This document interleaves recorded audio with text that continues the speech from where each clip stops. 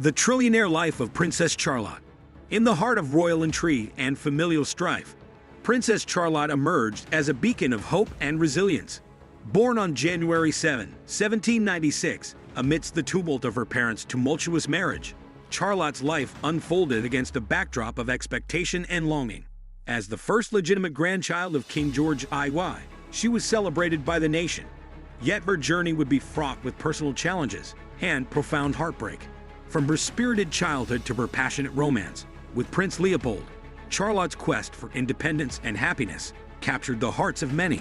Ultimately, her story is one of love, loss, and the enduring legacy of a princess who dared to navigate the complexities of her world. Birth.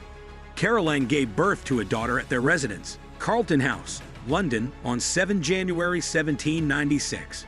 While George was mildly unhappy that she was not a boy, King George II, who preferred female babies, was delighted at the birth of his first legitimate grandchild and hoped that the birth would serve to reconcile George and Caroline. This did not come to pass, however. 3 days after the birth, George drew up a will directing that his wife have no role in the upbringing of their child and bequeathed all his worldly goods to his mistress, Marita Fitzherbert. Caroline was left 1 shilling.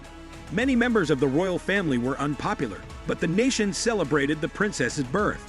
On 11 February 1796, she was christened Charlotte Augusta, after her grandmothers, Queen Charlotte and Augusta, Duchess of Brunswick-Lunenburg, in the great drawing room at Carlton House by John Moore, Archbishop of Canterbury. Her godparents were the King, the Queen, and Augusta, for whom Charlotte, Princess Royal, stood proxy. She was not allowed any say in the decisions made about Charlotte's care. Sympathetic household staff disobeyed the prince and allowed Caroline to be alone with her daughter. George was unaware of this, having little contact with Charlotte himself.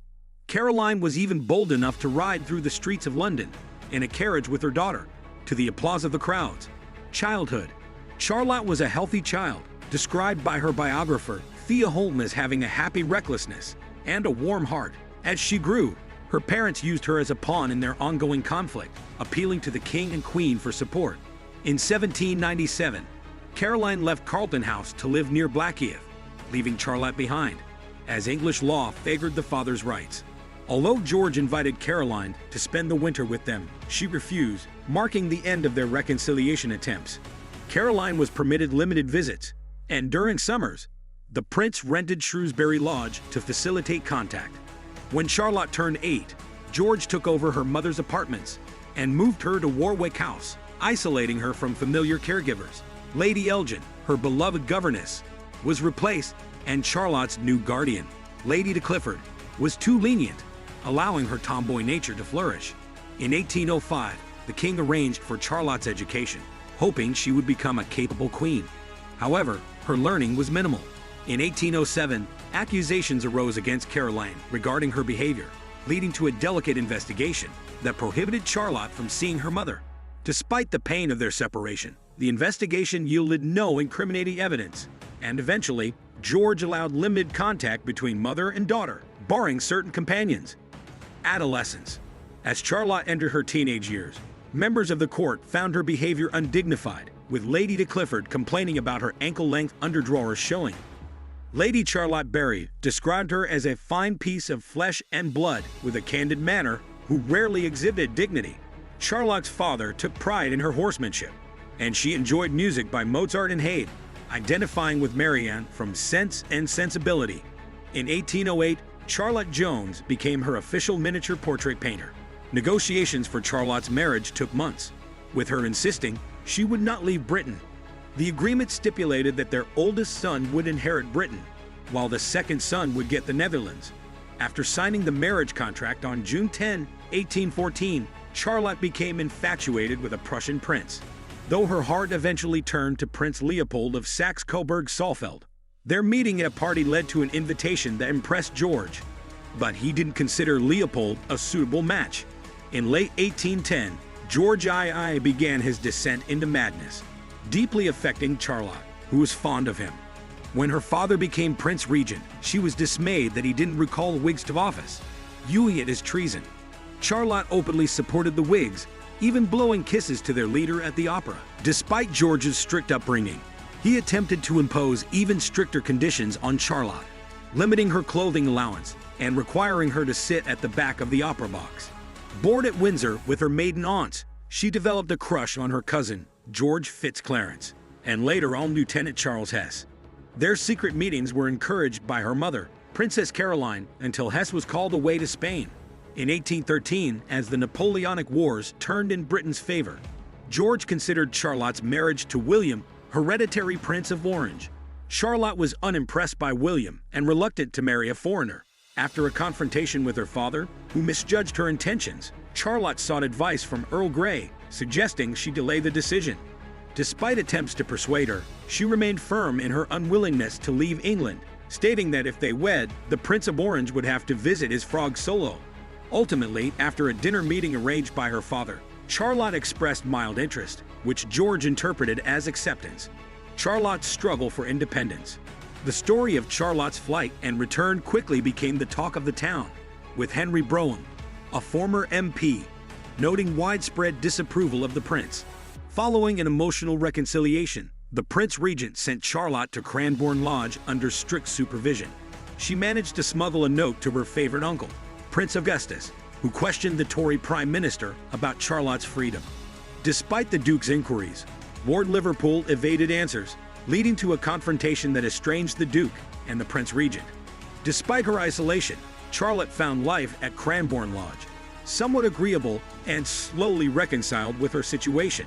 In late July 1814, her father informed her that her mother would be leaving for the continent, which deeply upset Charlotte. She later was allowed a trip to Weymouth instead of Brighton, where she received a warm welcome from crowds who viewed her as their future queen. While there, she explored the area and hoped for a declaration from her Prussian love, but was shocked to hear he had formed another attachment. By early 1815, Charlotte focused on Leopold as a potential spouse, resisting her father's insistence on the Prince of Orange. Ultimately, after much negotiation and her steadfast refusal to marry the Dutch prince, George accepted Leopold as a suitable match. Their wedding was set for May 2, 1816, and was met with great public enthusiasm despite some restrictions on their time together before the ceremony. Marriage and death. The couple honeymooned at Oatlands Palace, where despite the presence of dogs and unpleasant odors, Charlotte described Leopold as the perfection of a lover. Shortly after their marriage, the Prince Regent visited, engaging Leopold in discussions about military uniforms, which Charlotte interpreted as a sign of good humor. The couple enjoyed a warm reception in London, receiving applause at the theater. However, after Charlotte suffered a miscarriage, public concern for her health grew, and on August 24, 1816, they moved to Claremont. In the early months of their marriage, Charlotte found comfort in Leopold's presence, adopting a calm demeanor influenced by him. As they celebrated their lives together, public interest peaked with news of Charlotte's pregnancy. While her health began to decline due to strict prenatal care, she remained focused on her upcoming delivery. Tragically, after prolonged labor, Charlotte gave birth to a stillborn son. Initially accepting the news with composure, she later experienced severe complications that led to her untimely death, leaving Leopold devastated. Conclusion: Princess Charlotte's life was marked by tumultuous relationships, societal expectations, and a struggle for independence. Born into a royal family rife with conflict, she navigated the challenges of her upbringing with resilience. Her romance with Prince Leopold brought her happiness and hope, culminating in a celebrated marriage. However, tragedy struck when her pregnancy ended in a stillbirth, leading to complications that claimed her life. Charlotte's untimely death not only devastated her family and the nation, but also prompted significant changes in obstetric practices. Her legacy endures as a poignant reminder of the personal struggles faced by those in the public eye and the profound impact of love and loss within the royal sphere. Have you enjoyed this content? Don't forget to like, subscribe, and comment below. We'd love to hear your thoughts.